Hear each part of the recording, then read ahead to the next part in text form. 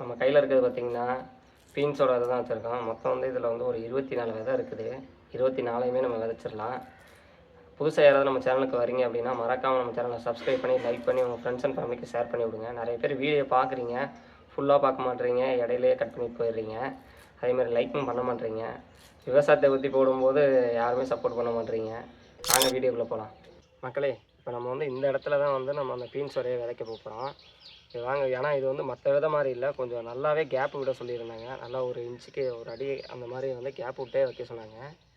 அங்கே அதே மாதிரி நம்ம அதை விதைச்சிடலாம்.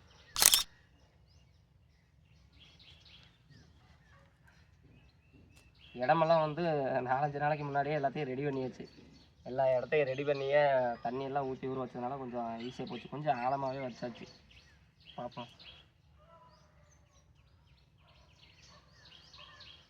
இது எப்படி விதைக்கணும்னு தெரியல. நம்ம நாட்டில் ஒரு இது இந்த சைடு மேலே வெள்ளை கலரில் ஒன்று தெரியுது. இதில் தான் வரும்னு நினைக்கிறேன், இல்லை வேறு சைடு வருதான்னு தெரியல. சரி, நமக்கு தெரிஞ்ச மாதிரி விதைச்சி விடுவோம். எப்படி இருந்தாலும் மண்ணுக்குள்ளேருந்து அது வெடித்து வந்துடும்.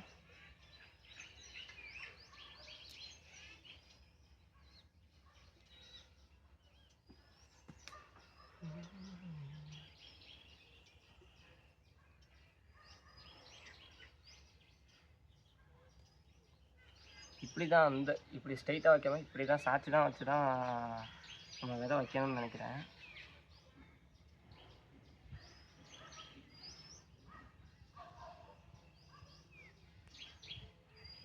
இதெல்லாம் எத்தனை நாளில் செடி வரும்னு தெரியல.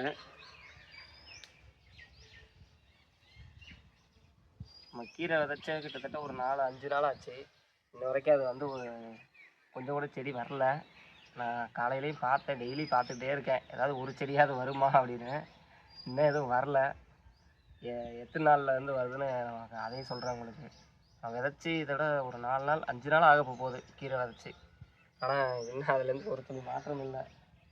பார்ப்போம் எத்தனை நாள் அது செடி வருது அப்படின்ட்டு. இப்போ நம்ம விதைச்சதுலேயே எது ஃபஸ்ட்டு செடி வருதுன்னு பார்ப்போம்.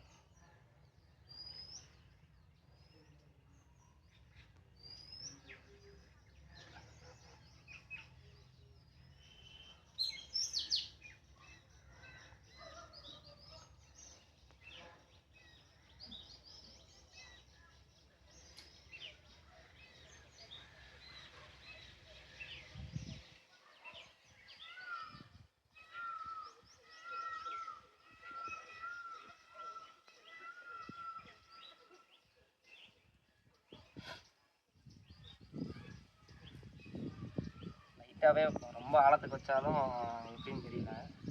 சும்மா லைட்டாக மேலாப்புலேயே கொஞ்சம் விதை தெரியாத அளவுக்கு மட்டும் நம்ம விதைச்சி வைப்போம். காலையிலே ஒரு டவுட்டு, பீன்ஸ் வந்து செடியில் முளைக்குமா இல்லை கொடியாக வருமானு. அது திடீர்னு எனக்கு ஒரு டவுட்டு, செடி தான் முளைக்குமா இல்லை கொடியாட்டம் வளருமா அப்படின்னு. சரி, அப்புறம் பார்த்துக்கலாம் அப்படின்ட்டு நானும் அப்படியே விதையை எடுத்துகிட்டு வந்தாச்சு, விதைக்கலாம் அப்படின்ட்டு. இனிமேல் தான் கூகுளில் சர்ச் பண்ணி பார்க்கணும். உங்களுக்கு தெரிஞ்சிருந்துச்சுன்னா மறக்காமல் கமெண்டில் சொல்லுங்கள். திடீர்னு ஒரு டவுட் வருது நமக்கு.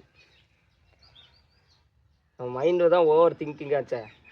நல்லதாக இருந்தாலும் ஓவர் திங்கிங் ஆகும், ஃபீலிங்காக இருந்தாலும் ஓவர் திங்கிங் ஆகும். கர்மம் இந்த மாதிரி மைண்ட் செட்லாம் ஏன்டா கடவுள் நம்ம கொடுத்தாருன்னு இருக்குது. ஒரு சின்ன விஷயமா இருந்தாலும் மைண்டுக்குள்ளே ஓடிக்கிட்டே இருக்குது நமக்கு.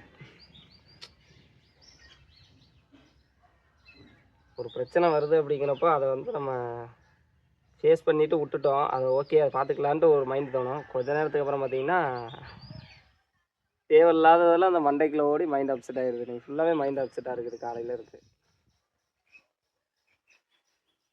ஓவர் திங்கிங் தான்ப்பா. ஒரே ஒரு விதை இருக்குது, என்ன விதைக்காம விட்டோம்னு தெரியல. இந்த கேப்பில் தான் விதைக்கலாம்னு நினைக்கிறேன். இந்த விதைப்போம்.